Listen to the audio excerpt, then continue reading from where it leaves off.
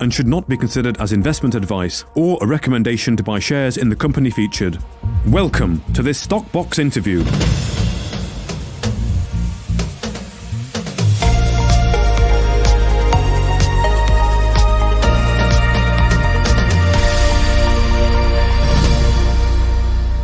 Joining us today is Paul Johnson, the CEO of Power Metal Resources. Following news this morning from the company's Molopo Farms complex, the drilling update that, of course, lots of investors have been waiting for. So thank you very much for joining us today, Paul. I noticed from the RNS that you say that the Molopo Farms complex represents a substantial discovery opportunity, both in terms of size and potential. I'm thrilled to report the presence of the targeted nickel sulphides. And just on that, of course, part of the RNS talks about the initial core review of visible nickel sulphides at about 327 meters, and you've had some very good disseminated visible nickel sulfide mineralization at some good intersects there. So I mean, you're making progress here. The initial stages there of visible nickel sulfides, that's got to be very promising, hasn't it? Yeah, hello, Mark. I remember a couple of years ago or so, another director of a company that was doing similar drilling to us noted that if they get a sniff of sulfides in their core, then the majors will be all over them. And that always stuck in the back of my mind. And it is the case, of course, when you have, as we do, circa 88% interest in Molopo Farms. It's 1,723, I think, square kilometers of ground in Botswana. We've undertaken a number of drill holes so far. And when you get the visible nickel sulfides, it is a thrilling experience for you, because we've taken a project that has an immense footprint and a target that's immense in itself. We put a single drill hole so far into T13, and we've come up with the visible mineralization, exactly what we're looking for, at exactly the right point in the drill hole, and all the conditions clearly from a geological perspective are there. So we can't be more excited by what we're finding as we move this program along. So I think the market, of course, as people will notice, is a little bit down today. It's in a bit of a funny place. But from a technical perspective and with regard to the enthusiasm and excitement of the team, I can tell you we are really pleased with what's going on. Excellent. Well, it's good that you can be that confident at this stage. Of course, we are awaiting the all-important assay results that will really give the answers there as to what might or might not have been discovered. I pick up on a couple of things. You know, this idea of particularly hole 6B, which was successfully completed down to 650 meters and had interbedded mafic units comprised of pyroxenites and serpentinites intersected throughout the majority of the hole. And then, of course, your latest hole, you've got the XRF there as well, showing good results there. So, I mean, this is very good early stage exploration, isn't it? And what can you hope for from the assay results? Yeah, it's. We're quite advanced, in fairness. This is a project that's been worked on for a number of years at various levels, with the airborne electromagnetic targeting down to geophysical targeting, into the drill work that we've been doing since 2020. So we did 3 holes back 18 months ago. We're on our 4th hole of this program. So it's not that many holes, in fairness. For major discoveries that we're looking to achieve, and obviously Molopo is in focus on that now, then you often find there's a lot more work that has to be done before you get any indication as to the potential of a project. But we seem to be hitting it very early on, and that will be a draw. That will cause a lot of interest in what we're doing. There's various stages to this. One is when you get the drill core out of the ground, It's quite important that, because then you get to see how the geological environment marries up to what you thought from surface. If you go and engage with majors, then very commonly they'll want to see diamond drill core, because that's what they will use to form their assessment. They're often looking for quite different things to the investors in the market. It has to be said, because large firms have a whole technical data suite that they can draw upon, and they're looking for pathfinders and all sorts of different indicators that perhaps you and the investors in the market might not be looking for. So that core is useful. The assay testing is an important part of the process. The XRF gives you that indication. You'll note that we haven't put any specific grades in there into the announcement, because we don't want to be accused of any form of ramping or not being careful and cautious with our announcements. The assay tests will confirm that grade information, and it's important for the investors.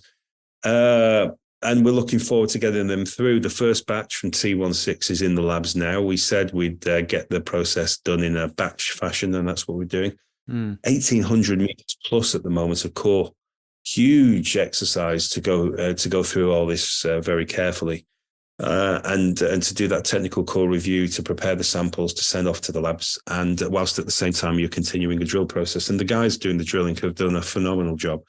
We only started in late September, I think. Was it late September? And then and that program was very hastily arranged after the geophysical work that was done and completed in August. So we've just been heads down, really trying to push on, get this program done. Christmas is upon us very shortly, so we wanted to get as much of this. If we could do the whole lot, that would be great too, prior to the Christmas break.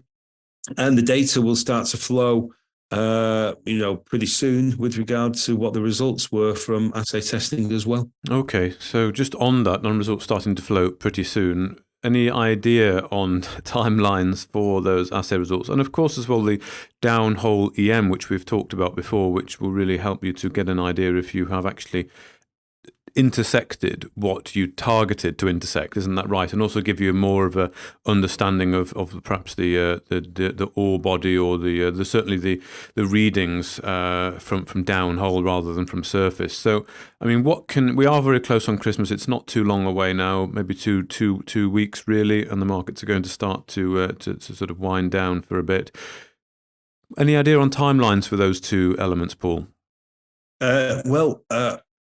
You can't win with this one, Mark. If you give a timeline and you fail to meet it, you get criticised. If you don't give a timeline, people wonder.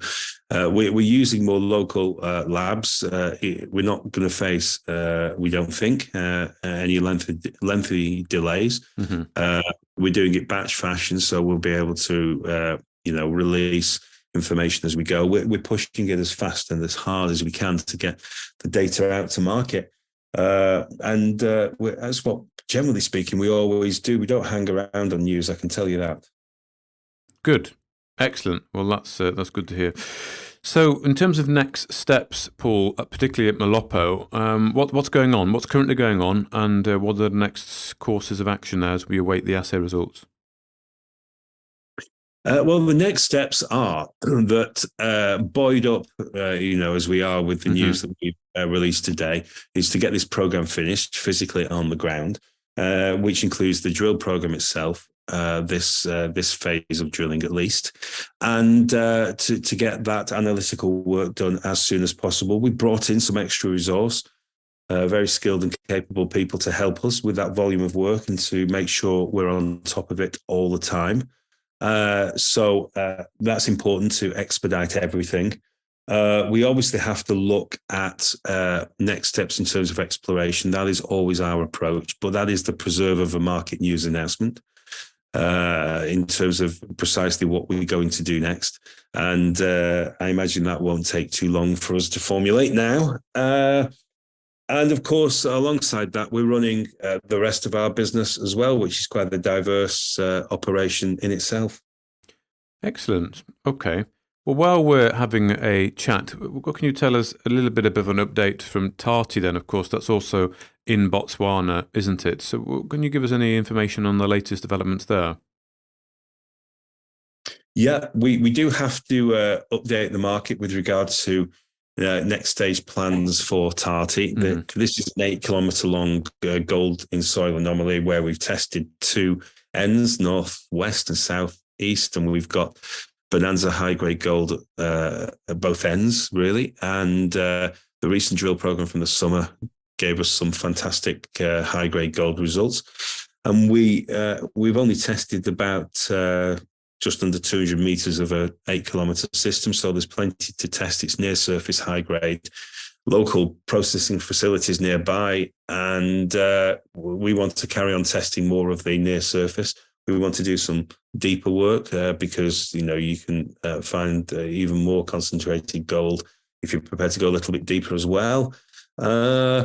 It's almost a Goldilocks type project in that sense. It's the perfect opportunity for us to take a project from initial engagement back in 2021 through very rapid work, which we have done.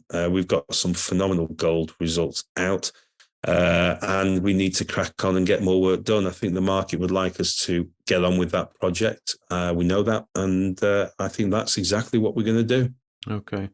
Just a final thought, Paul, just generally on the market. I know we do talk about this a little fairly regularly, but I mean, low volumes today. You've released this RNS about visible nickel sulphides, and yet the share price is actually down just about 5% on the day. It is low volumes, though, which probably suggests the general state of the market at the moment. But what is your take on it? It must frustrate you a little bit as a CEO.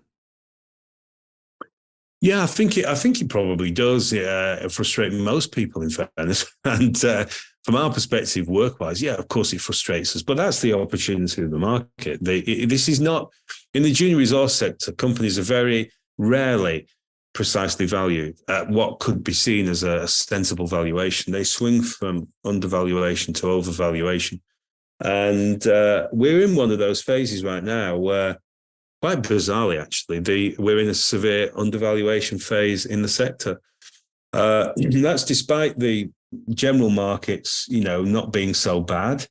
And then if you look at the metal prices, they're strengthening. There's you've got some good strength across the precious and base and strategic and energy metals. It looks like they're about to move higher. Their stock levels are chronically low in many of the warehouses. Part of the world's supply has been shut off so that the normal supply sources are not quite there. Concern over China, Russia, and lots of different parts of the world that supply a vast amount of the metals. And so the countries themselves are taking steps, with governments saying they need to make sure they have critical metals supply, homeland security in many cases, and they're even putting vast amounts of money now into projects so they can develop faster and ensure that supply. So you literally have, if there's 10 factors that can make a junior resource company very valuable, 9 of them are in place. The only one thing that's missing is confidence in the sector. And that will come, and when it comes, it generally comes in spades. It happens, swings on a sixpence, literally. One very former director I used to work with said to me, the market changes in a day, and you've got to be prepared for that. And I think we are, as a business, supremely well prepared for that. We're not easily rocked, as it were, and we will keep this steam train running no matter what. Okay, well, thank you very much for your time today, Paul Johnson, CEO of Power Metal Resources. Thank you, Mark.